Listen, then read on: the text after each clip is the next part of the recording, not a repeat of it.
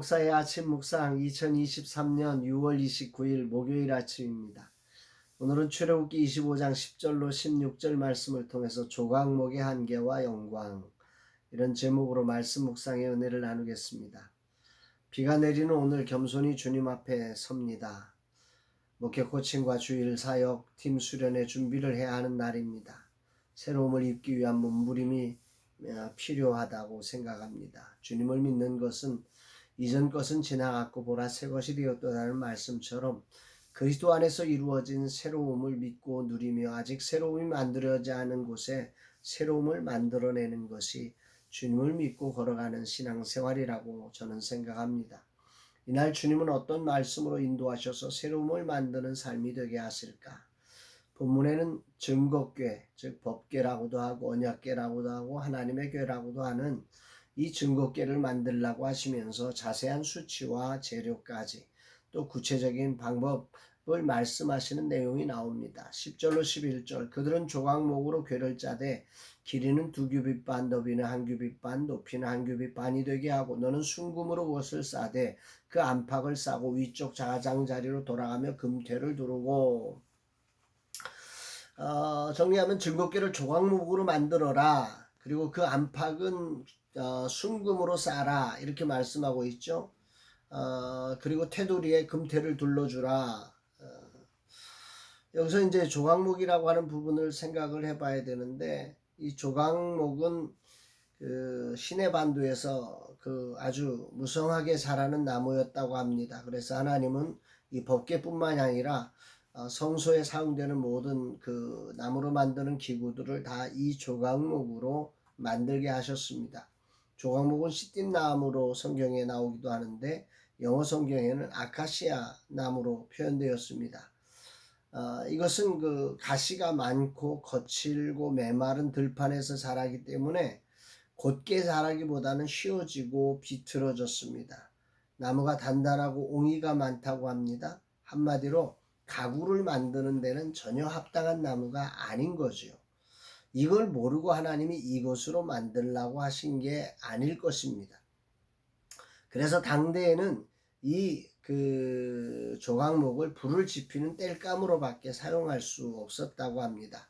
그런 조각목을 하나님은 성소와 법궤를 만드는 주 재료로 이 조각목을 선택하셨습니다.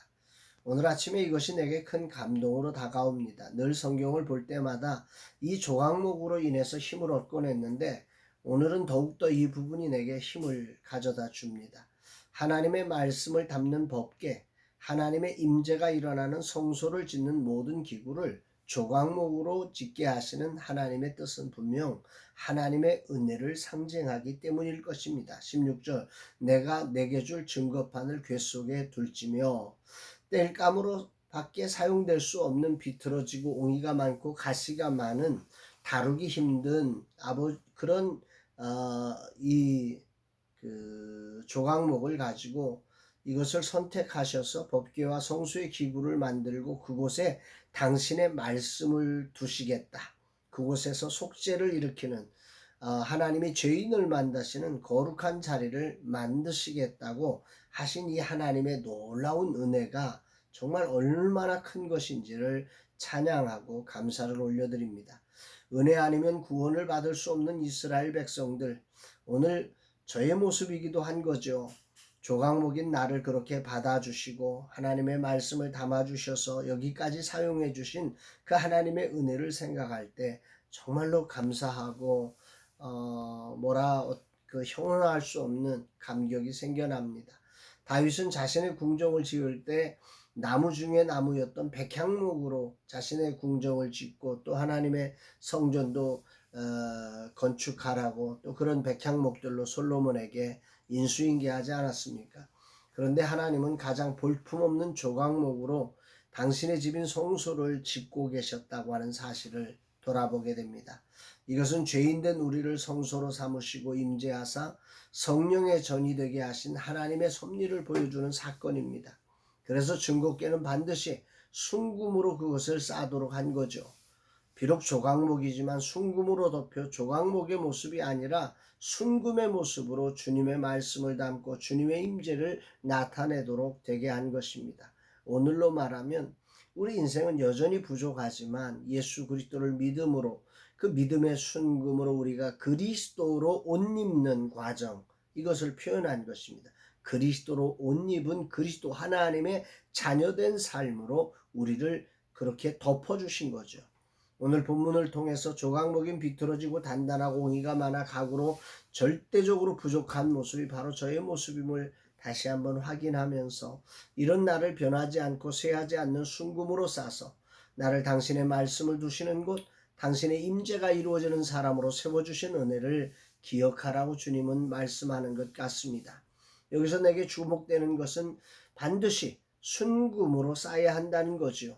믿음으로 주님이 계시도록 해야 한다는 거지요. 주님이 하신 일과 주님이 하실 일을 전인격적인 믿음으로 주님의 말씀이 거하는 곳이 될 때 그곳에 하나님의 임재가 있고 하나님의 역사가 있는 성소가 되는 것이요. 사단은 다양한 조건을 가지고 나를 비틀어줘서 안 된다, 옹이가 있어서 안 된다, 가시가 있어서 안 된다, 단단해서 안 된다, 수많은 소리를 외치지만 그러나 나의 구원자이신 주님, 나의 주인 되신 주님은 이런 나를 십자가에서 나의 비틀어진 모든 것들을 담당하셨고 옹의를 제거하셨으며 베드로의 무모한 열정을 주님을 향한 열정으로 바꾸셨듯 오늘 나의 무지한 단단함에 순금을 입혀 당신을 위한 단단함으로 사용하여 주셨다는 사실을 알면서 정말 하나님 앞에 감사를 올려드리고 영광을 올려드립니다. 지금 내게 필요한 부분이 바로 이 믿음이라고 하는 사실을 오늘 아침에 깨닫게 됩니다. 그렇습니다. 저는 조각목입니다. 너무 비틀어져 누구도 쓸 수 없는 땔감으로 밖에는 더 이상 사용될 수 없는 나였습니다. 이제 나이도 들어가면서 이제 더 이상 쓸모없는 땔감 같은 존재인 나를, 여기저기 옹이가 많아 다루기도 힘든 나를, 거기에 고집까지 세서 쓰기가 정말 힘겨운 나를 주님은 예수 그리스도의 보혈 안에서 나를 받아주셨고 바꾸어 주셨습니다. 그리고 멋지게 지금까지 사용하셨을 뿐만 아니라 앞으로도 사용하실 것입니다.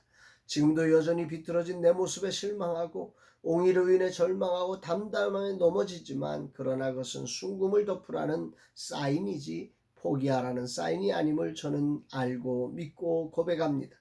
조각목인 나를 바꾸어 당신의 말씀을 담는 법궤로 바꾸신 하나님을 찬양하고 비틀어지고 옹이로 인해 땔감되어야 할 나를 가장 소중한 당신의 말씀을 담는 그릇으로 성소가 되게 하신 하나님을 찬양합니다.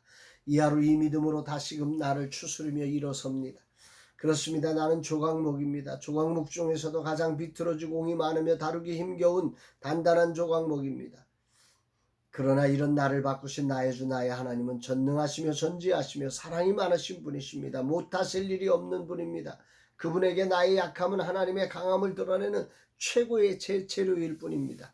아니 그 누구도 하나님의 손에서 버려질 인생은 없습니다. 모든 인생은 믿음으로 하나님의 영광을 드러낼 최고의 재료가 된다고 하는 것이요. 주님 감사합니다. 금으로 싸지 않은 조각목으로 오늘을 살면서 한없이 약해지고 쓸모없고 땔감으로 밖에 생각되지 않는 모습이었습니다. 나이도 들고 이젠 정말 땔감밖에는 할 것이 없다고 생각했습니다.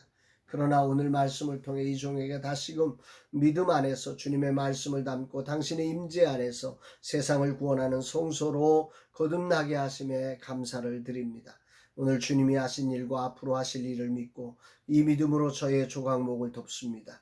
주님 저를 덮어주시고 저의 후반전이 전반전보다 더 멋지게 주님을 나타내게 하여 주옵소서 고백합니다. 사랑하는 여러분, 오늘 저처럼 조각목의 본질인 그렇게 비뚤어지고 가시 많고 옹이 많고 단단한 그런 모습 때문에 실망하고 그렇게 좌절하고 그렇게 이제 나는 끝이야 라고 생각하셨던 분 계십니까? 오늘 조각목을 택하셔서 주의 말씀을 담는 그릇 법궤로 만드신 하나님의 그 놀라운 사랑과 능력을 기억하며 다시 한번 믿음으로 일어서는 복된 날 되기를 주의 이름으로 축복합니다.